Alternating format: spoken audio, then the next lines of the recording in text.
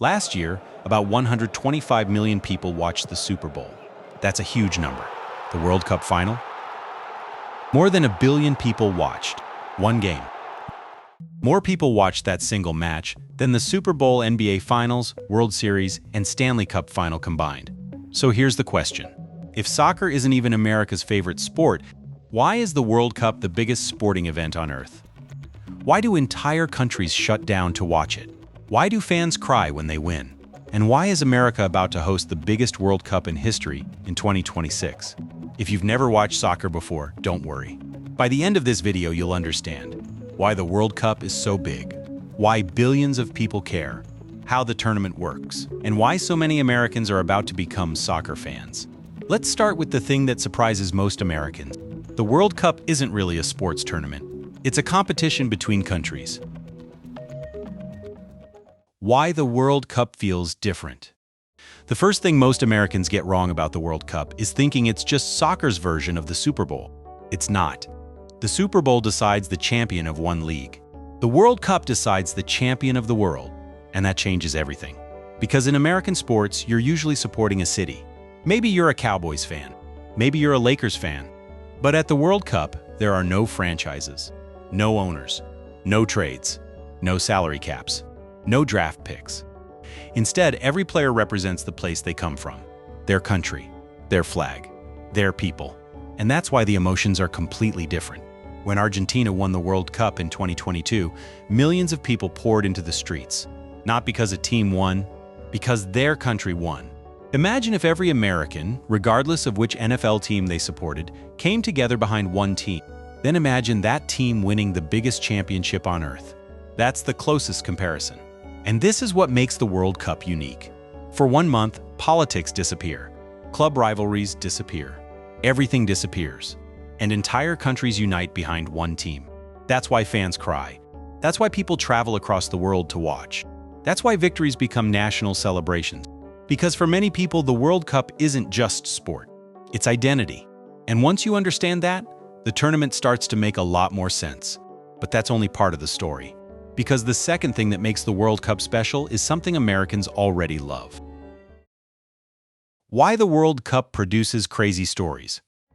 Every year, millions of Americans watch March Madness. Not because they know every college basketball player. Not because they understand every tactic. They watch because anything can happen. A giant can fall, and nobody can become famous overnight. The World Cup works the same way. Actually, in some ways, it's even crazier. Take Saudi Arabia in 2022. Coming into the tournament, Argentina was one of the favorites to win everything. They hadn't lost a game in years. They had Lionel Messi, one of the greatest players in football history. Most people expected them to cruise through the group stage. Then Saudi Arabia beat them. The football world was stunned. Commentators called it one of the greatest upsets in World Cup history. For a moment, it looked like Argentina's dream was over. And that's the beauty of the World Cup.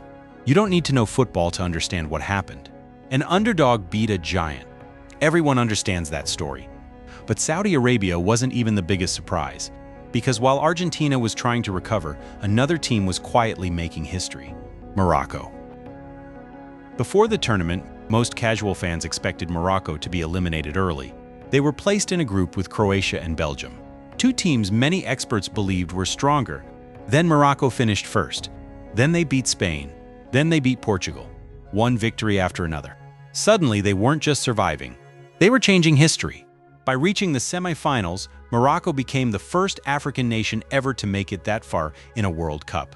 Think about how crazy that is. The World Cup had existed for nearly a century. Dozens of tournaments, thousands of matches. And nobody from Africa had ever reached a semifinal. Until Morocco. That's why people become obsessed with the World Cup. Because every tournament creates stories that nobody could have predicted. And unlike most sports leagues, those stories only happen once every 4 years. Which means every match feels more important. Every mistake matters more. Every victory feels bigger. And that leads us to another question. How do teams even get to the World Cup in the first place?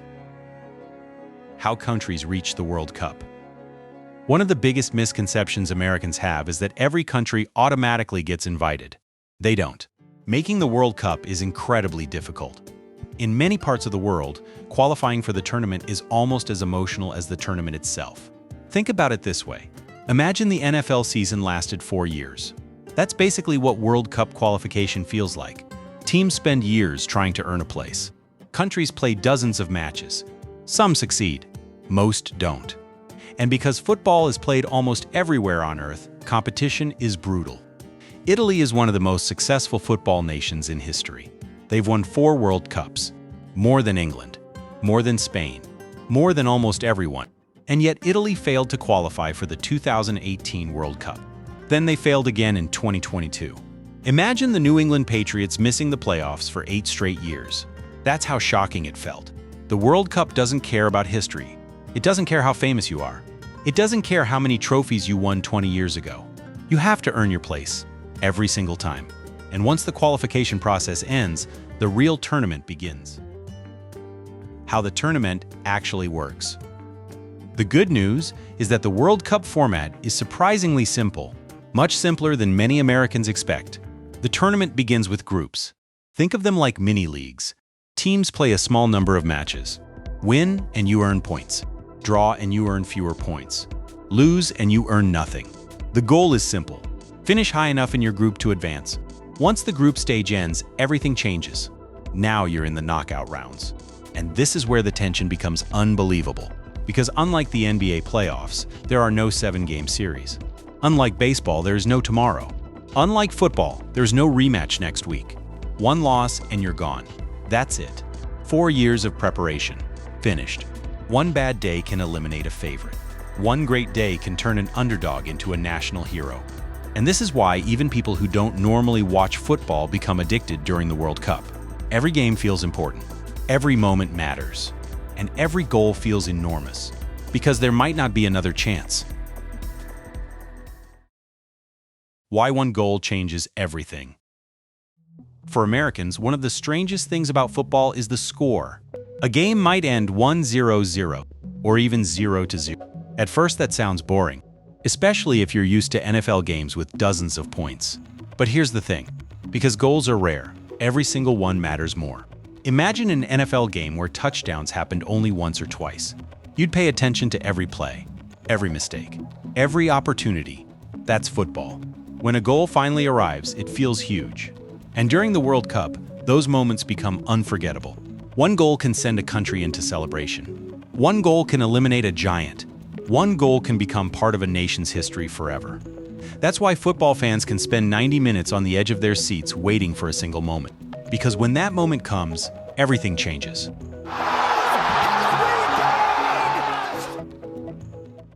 Why 2026 matters. And now, for the first time in decades, the United States will host the World Cup, alongside Canada and Mexico. The biggest World Cup ever.